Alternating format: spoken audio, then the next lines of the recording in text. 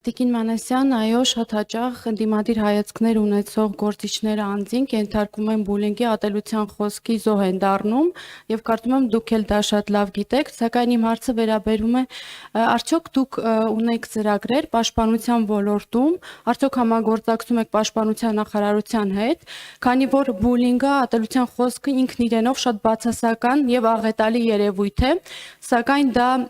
կրկնակի վտանգավոր է, երբ տեղի է ունենում պաշտպանության բանակում եւ դրա զոհ են դառնում զինվորականները։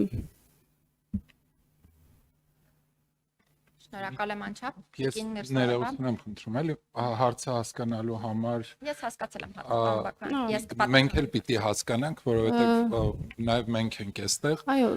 Ուզում եմ հասկանալ Տիկին Միրզոևա ընդդիմադիր հայացք ունեցող մարդը պաշտպանության նախարարությունում, թե չէ, դա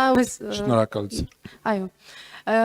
Խոսքը վերաբերում է զինվորների կոնկրետ, որոնք ենթարկվում են բուլինգի, ատելության խոսքի, իրենց զինակիցների կամ ինչու՞ չէ նաև սպայական կազմի կողմից։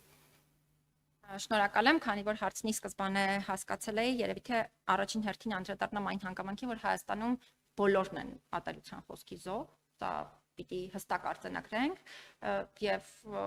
օրինակ երբ Հայաստանի մարդու իրավունքների պաշտպանության հետ կապված պաշտպանի հաստատության հետ կապված մոնիթորինգ էին իրականացնում միջազգային մարմինները, առաջին բանը, որ հրապարակային հայտարարության տեսքով են արձանագրել, դա այն է եղել, որ հենց մարդու իրավունքների պաշտպանը ատելության խոսքի տարբեր դրսևորումների զոհ է ինքնին, հետեւաբար ուզում եմ արձանագրենք, որ սա մի երևույթ է, որը համատարած է եւ սրա դեմ պայքարի համար իրականում ոչ թե պետք է բաժանվենք խմբերի, բևեռացվենք, ասենք մեր դեմ կա, ձեր դեմ չկա եւ այլն, ես համարում եմ, որ ոչ միայն ինձ հետ կապված ատելության խոսք է տարածվում, այլ բոլորի հետ կապված է տարածվում, հետեւաբար իրապես կառուցողական հարթակները միանշանակ մենք պետք է կարողանանք օգտագործել եւ այդ կառուցողական հարթակներում առնվազն այս հարցերի վերաբերյալ ձևավորենք կոնսենսուս, որ օրինակ սա արգելված դաշտ է եւ այստեղ որևէ մեկը չի մտնում հակառակ պարագայում խնդրի լուծում չենք ունենալու ոչ միայն ընդդիմադիր, ոչ միայն իշխանական, այլ նաև այլ սովորական քաղաքացիների հետ կապված։ Պաշտպանության նախարարության առումով ուզում եմ առաջին հերթին արձանագրել, որ շատ կառուցողական համագործակցություն ունենք պաշտպանության նախարարության հետ, այն դիտանկյունից, որ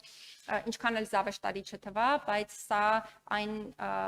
ամենակարևոր գործընկերներից է, որը երբեք պաշտպանողական, այսպես դիրք չի գրավում, երբ քննադատում ենք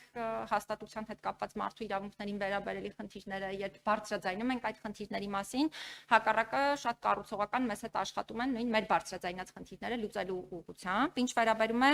ձեր նշած կոնկրետ ոլորտին, այո, շատ ճիշտ հարցադրում եք բարձրացնում, որովհետև ոչ միայն ատելության խոսքի տեսակները, այլ ընդհանրապես անձանց ճնշման ենթարկելու տարբեր մեթոդները, դա կլինի ֆիզիկական, հոգեբանական բռնության միջոցով եւ այլն, ավելի արտահայտված եւ վտանգավոր են հատկապես փակ միջավայրերում, զինված ուժերում եւս։ Ուզում եմ հատուկ անդրադառնալ, որ այս առումով իհարկե զարգացումներ մենք պիտի արձանագրել, որ ունենք տարիների կտրվածքով, որովհետև այն միջավայրը, որը շատ երկար տարիներ առաջ էր զինված ուժերում եւ այն միջավայրը, որ այսօր կա զինված ուժերում, միանշանակ սրանք միմյանցից տարբերվող միջավայրեր են, բայց չենք կարող չասել, որ խնդիրները դեռ որոշակի ծավալով շարունակվում են եւ այս ուղղությամբ ճիշտ նպատակին կամ նպատակի իրացմանը հասնելու տեսանկյունից իրականում շատ կարեւոր է, որպեսզի մենք կարողանանք նաեւ պրոֆեսիոնալ աշխատանքի ձևաչափ մշակել, այսինքն զինված ուժերում ունենանք բավարար քանակությամբ, օրինակ հոգեբաններ,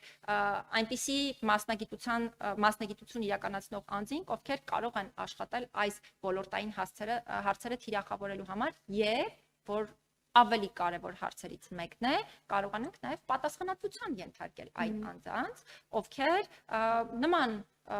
հակաիրավական վարքագծով են աչքի ընկնում, որովհետև եթե չեղավ այդ պատասխանատվության մթնոլորտը, բոլորին կթվա, որ դե սա թույլատրելի եղանակ է վարքագծի։ Շնորհակալ եմ։